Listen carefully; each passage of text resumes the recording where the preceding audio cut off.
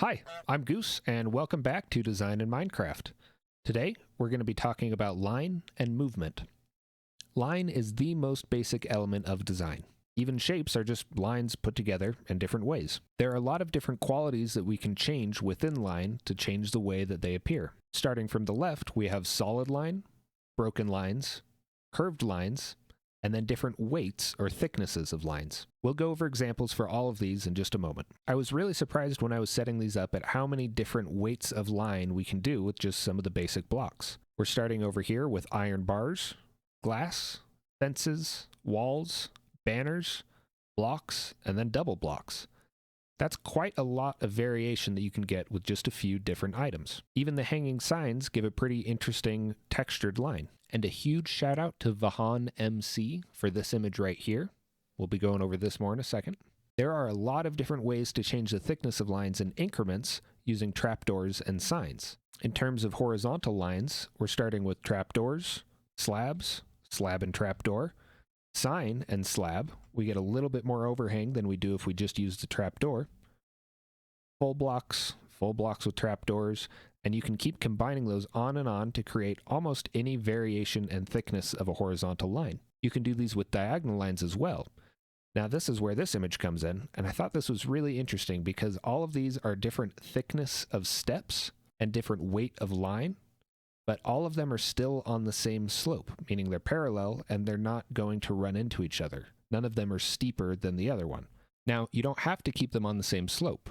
Going back to VahaanMC, here are some amazing examples of how you can combine all these techniques to create some beautiful curves and line work in Minecraft. Here we have some examples of the different qualities of lines and how they can apply to builds. Solid lines are very graphic, they're very simple and straightforward. They tend to look modern depending on the palette you use, so we can add a little bit of variation with some different lines below it, but these are very graphic and straightforward.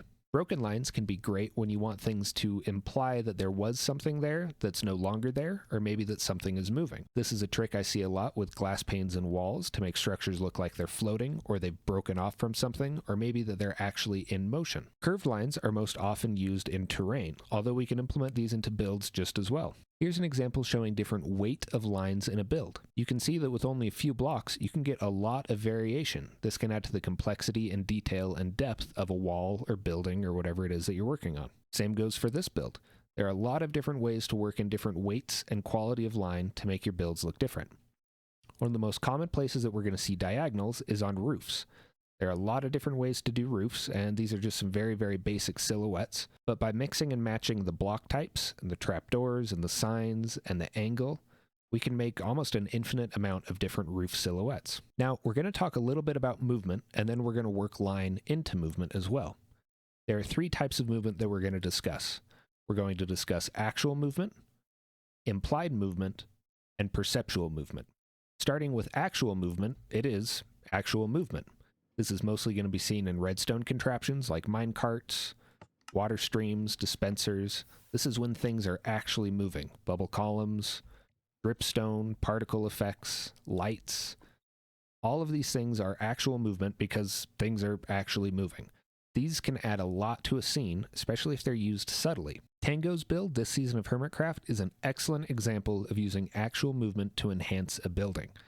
Almost everything in his factory goes through some sort of visual, actual movement, even though it's not necessary for it to get done what it needs to get done. It adds a lot, and it really makes it feel like a factory. I really recommend going and checking out his most recent episode to see more of what I'm talking about. I'll link that in the description below. Up next is implied movement. Implied movement is when we imply that there is movement even though things are stationary. In these two examples, we have a tree being blown by the wind, and we also have smoke drifting off in the wind. Now, both of these would have the same implied movement of moving from right to left, being moved by the wind, even though they're very different builds. Here's an awesome example of implied movement and of line work by Whirdle. I want you to pay attention to the drips and how they really do look like they're in motion, and this is just a freeze frame of something that was actually moving. This is an excellent example of implied movement and of line work. Now, perceptual movement gets a little bit trickier. Perceptual movement is the movement that your eye makes around a scene. This is where we start to involve line with movement a little bit more. For example, we have a waterfall that starts at the top and goes down. Your eye probably focuses at the top first and then follows the water down. It's a very simple, straight line of perceptual movement. We can vary perceptual movement and guide the eye in different ways. For example, we add a ledge that makes the waterfall curve as it goes down. This makes it a little bit more interesting, and this adds a little bit more perceptual movement to a scene. Now, when we really want to work with perceptual movement, we can work with placements of different objects within a scene as a whole to force a viewer to look at things from a certain angle and view things at a certain time. We're going to be talking about this a lot when we talk about composition, but for now, here's a simple scene to show you what I mean. Using simple things like paths and boulders, we can direct a person to view and walk through a scene in a certain way. Our view is blocked by this, and we see that the path goes around, so naturally, we're going to follow the path and turn around this corner. Now here's the first scene. This is the first glimpse of what the focus of the scene is going to be, but we still have it blocked by another mountain.